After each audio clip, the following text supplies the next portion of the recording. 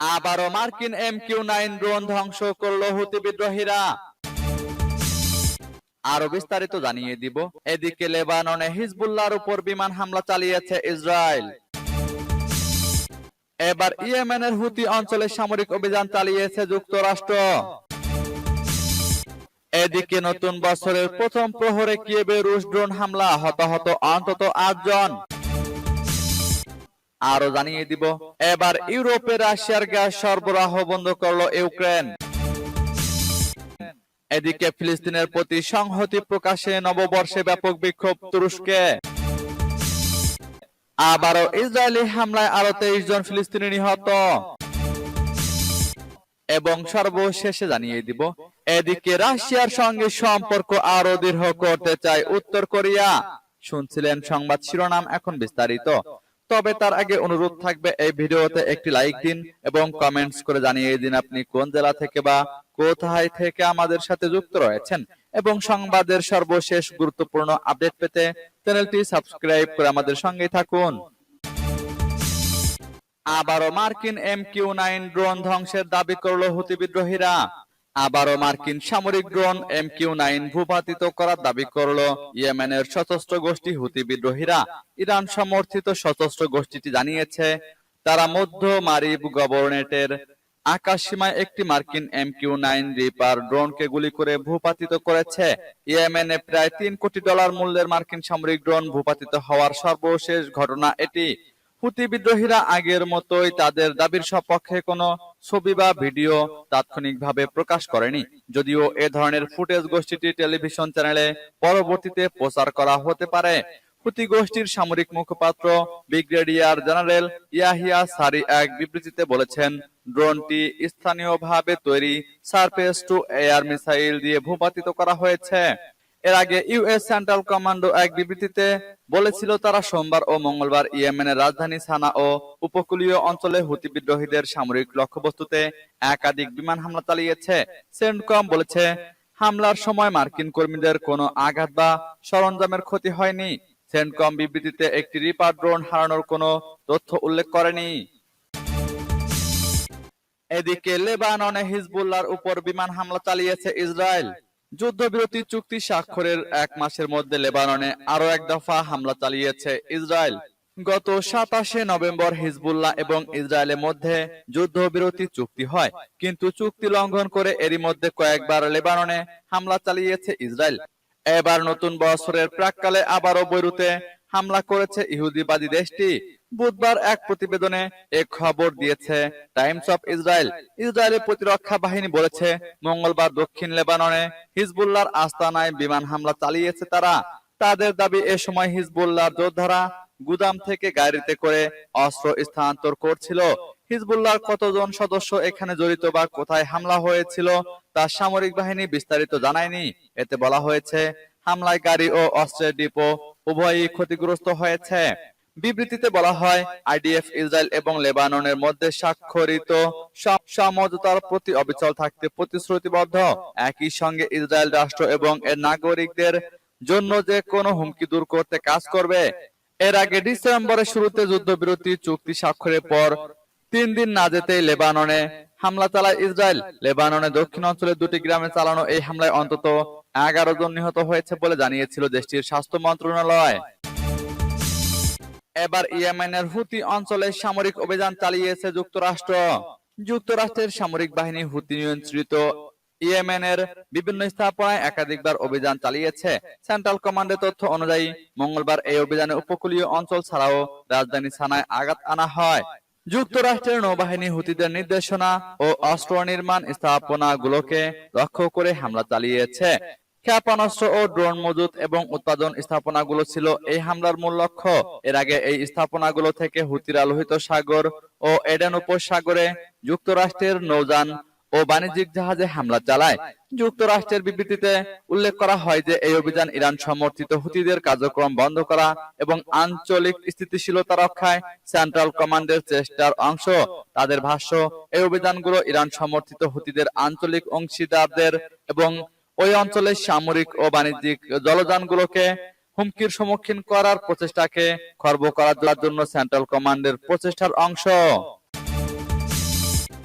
এদিকে নতুন বছরের প্রথম প্রহরে কিয়েভে রুশ ড্রোন হামলা, হতাহত অন্তত ৮ জন। ২০২৫ সালের প্রথম প্রহরে ইউক্রেনের রাজধানী কিয়েভের কেন্দ্রস্থলে ড্রোন হামলা চালিয়েছে রাশিয়া। এতে ২ জন নিহত হয়েছে। এই ঘটনায় মস্কোর বিরুদ্ধে তীব্র ক্ষোভ প্রকাশ করেছেন ইউক্রেনীয় কর্মকর্তারা। ইউক্রেনের প্রেসিডেন্ট ভলোদিমির জেলেনস্কির নববর্ষের বার্তায় যুদ্ধ শেষ করার প্রতিশ্রুতির কয়েক ঘন্টার মধ্যেই তার দেশের রাজধানীতে এই হামলা হয়। রাষ্ট্রীয় জরুরি পরিষেবা সংস্থা জানিয়েছে, হামলায় ২ জন নিহত ও ৬ জন আহত হয়েছে। এই ঘটনায় ধ্বংসাবশেষের নিচ থেকে ৪ জনকে জীবিত উদ্ধার করা হয়েছে।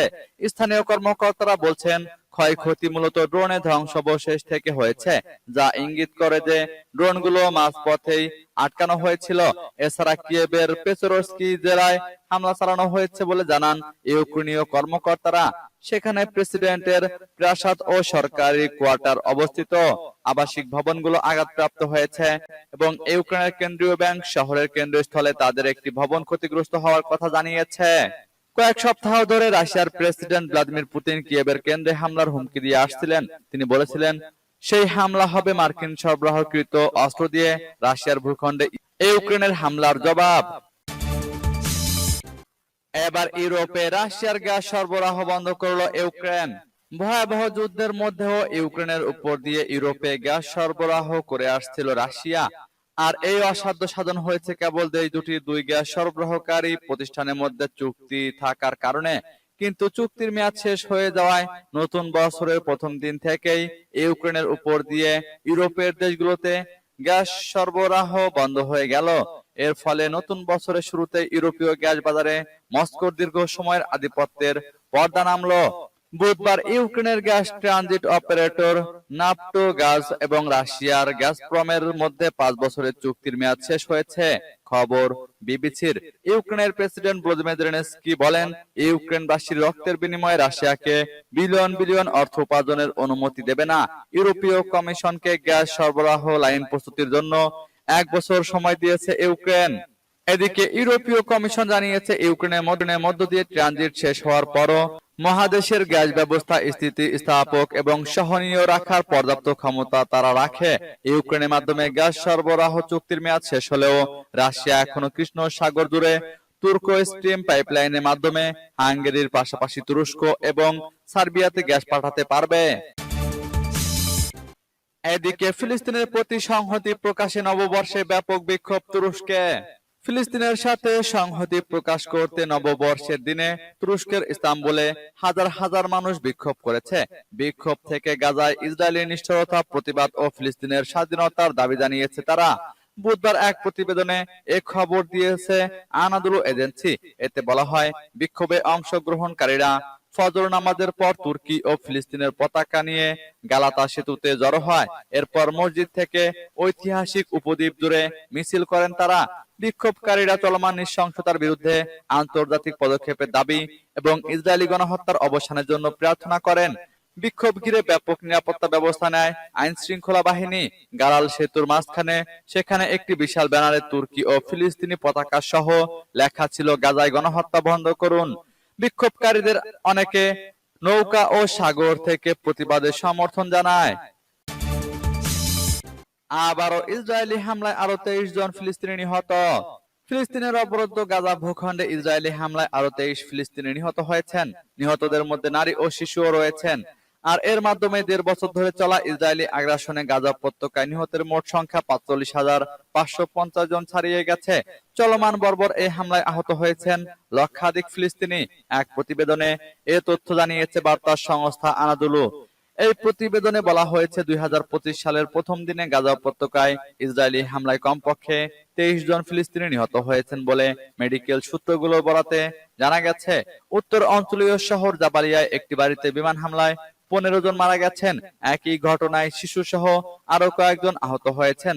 প্রসঙ্গত, ২০২৩ সালের ৭ই অক্টোবর হামাসের নজিরবিহীন আন্তঃসীমান্ত হামলার পর থেকে গাজা উপত্যকায় অবিরাম বিমান ও স্থল হামলা চালিয়ে যাচ্ছে ইসরায়েল। তাদের হামলায় ৪৫,৫০০ জনেরও বেশি মানুষ নিহত হয়েছেন, যাদের বেশিরভাগই নারী ও শিশু। এদিকে রাশিয়ার সঙ্গে সম্পর্ক আরো দৃঢ় করতে চায় উত্তর কোরিয়া।